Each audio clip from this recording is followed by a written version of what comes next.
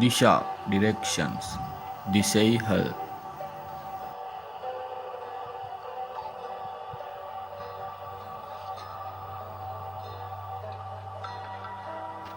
උතුර north වඩක්කු, නැගෙනහිර east කිලක්කු, දකුණ south තෙට්කු,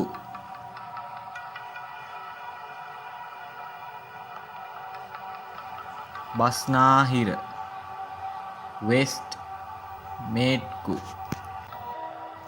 ඊසාන north east වඩකිලක්කු, ගිනිකොන south east තෙන්කිලක්කු, නිරිත south west තෙන්මේට්කු, වයඹ north west වඩමේට්කු.